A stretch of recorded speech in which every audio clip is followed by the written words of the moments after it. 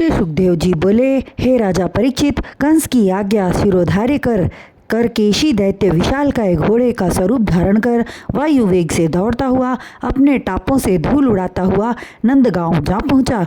उसकी लाल लाल आंखें साक्षात काल के समान लग रही थीं। उसकी भयानक हिनहिनाहट से ब्रज का कोना कोना गूंजने लगा। वह अपनी खुरों से भूमि खोदने लगा और उछल उछल कर टापों से ग्वालों को मारने लगा। हे राजन, इससे भयभीत होकर समस्त ब्रजवासी भागने लगे। भगवान श्री कृष्ण उसकी हिनहिनाहट सुनकर वहां आ पहुँचे और उसे देखकर मन ही मन मुस्कुराए। तत्पश्चात केसी के सन्मुख जाकर बोले, अरे दुष्ट राक्षस, तू इन ग्वालों को क्यों मार रहा है? तुझ में इतनी शक्ति है तो मुझसे लड़कर अपने पराक्रम का प्रदर्शन कर, मैं भी जान सकूं कि तू कितना बलशाली है। श्री कृष्ण जी की ललकार भरी वाणी सुनकर वह उनकी तरफ घूमा और अपनी लाल लाल आंखों से उन्हें इस तरह घूरने लगा जैसे आंखों की ज्योति से ही उन्हें जलाकर राख कर देगा। तत्पश्चात अत्यंत तीव्र गति से कन्हैया को मार डालने के उद्देश्य से झपटा और उछलकर अपने पिछले पैरों की दुलत्ती झाड़ दी। किंतु त्रिभुवनपति कल्याणकारी भगवान ने अपने कमल से भी कोमल हाथों से उसके पैरों को पकड़कर वायु में बड़े जोर से चक्री के समान घुमाकर दूर फेंक दिया। वह 400 कदम दूर जा गिरा। भगवान द्वारा इस तरह दूर फेंके जाने पर उसके तन में अत्यंत पीड़ा हुई, जिससे केशी का क्रोध और अधिक बढ़ गया तथा चोट खाए नाग की तरह तत्क्षण उठकर खड़ा हो गया और अपने मुंह को फैलाकर अति तीव्र गति से पुनः झपटा। भगवान नंदनंदन ने उसे मुंह फैलाकर अपनी ओर आते देखकर अपना हाथ वज्र के समान कठोर बना लिया और जो ही केशी उनके सम्मुख पहुंचा उसी क्षण अपने हाथ को उसके मुंह में डाल दिया।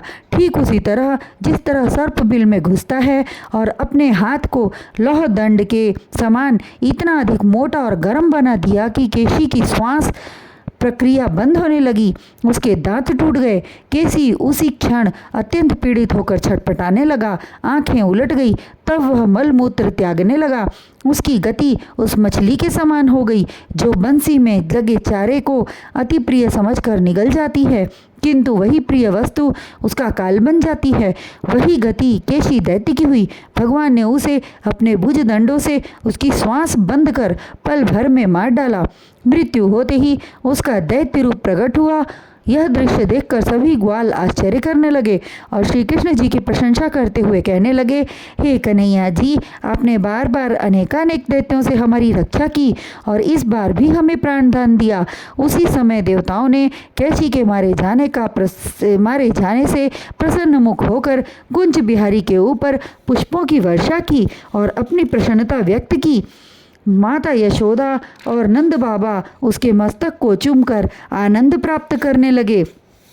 तत्पश्चात भगवान श्री कृष्ण अपने क्रीड़ा वाले स्थान के निकट कदम्ब वृक्ष से टेक लगाकर खड़े हो गए। उस समय देवर्षि नारद हाथ में वीणा लिए हुए श्री नारायण का उच्चारण करते हुए प्रभु के सन्मुख उपस्थित हुए और भगवान श्री कृष्ण जी की स्तुति करते हुए कहने लगे, हे त्रिलोकपति, हे जगदीश्वर, आप साक्षात श्री नारायण जी के अवतार हैं। आपने पूतना, प्रलंबासुर, धेनुकासुर आदि राक्षसों को मारने के पश्चात आज कंस के भेजे हुए केशी दैत्य को मारकर देवताओं तथा मनुष्यों पर अति उपकार किया है। हे स्वामी, आप अंतर्यामी ज्योति स्वरूप परब्रह्म हैं। आपको मैं नमस्कार करता हूँ।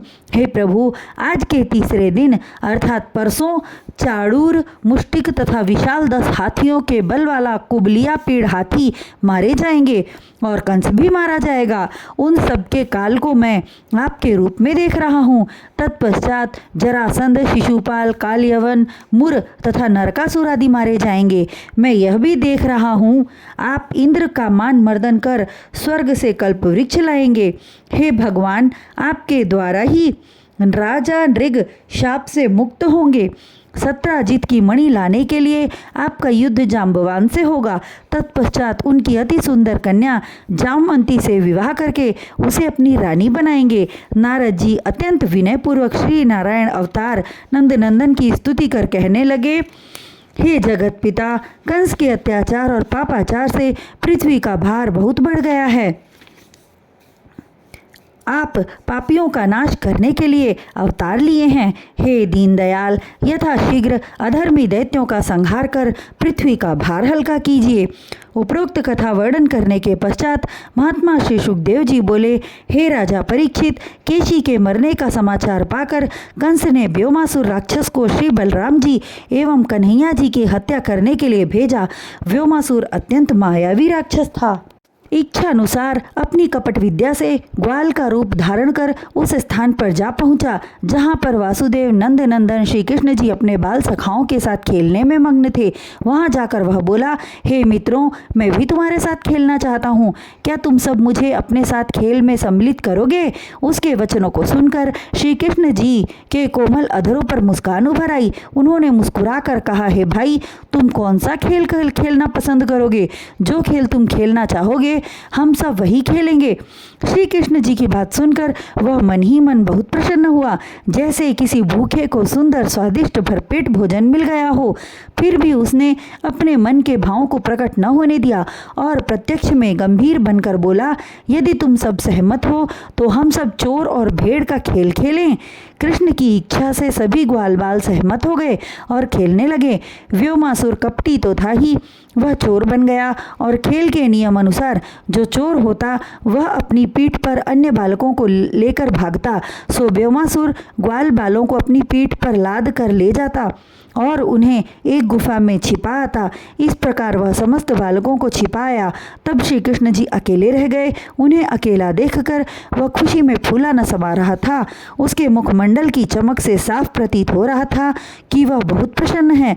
तत्पश्चात वह श्री कृष्ण जी से बोला, अरे कृष्ण, तूने मेरे कई जाति भाइयों को मारा है। आकासुर, बकासुर, वृषासुर, पूतना, धेनुकासुर आदि को मारकर तूने अपनी मृत्यु को निमंत्रण दिया है। आज तो किसी प्रकार भी मेरे हाथों से जीवित न बच पाएगा। यह कहकर भयंकर गर्जना करता हुआ व्योमासुर उन्हें मारने के लिए झपटा। वह बहुत बलशाली असुर था, किंतु उसके सन्मुख त्रिलोकी नाथ खड़े थे। भगवान श्री कृष्ण ने उसे अपनी भुजाओं में जकड़ लिया। तब व्योमासुर ने बहुत कोशिश करके उनके बाहुपाश से छूटना चाहा, किंतु पूरी तरह असफल रहा। कुछ क्षण तक श्री मुरली मनोहर उसे दबोचे हुए कौतुक देखते रहे। तत्पश्चात उसका गला दबाकर मार डाला। उसे मारने के बाद स्वयं चलकर उस गुफा तक गए जहां उनके बाल सखाओं को व्योमासुर ने छिपाया था। गुफा के मुख पर रखी विशाल पत्थर की शिला को हटाकर अपने बाल सखाओं को बाहर निकाला और अपने संग लेकर मुरली बजाते हुए घर लौट आए।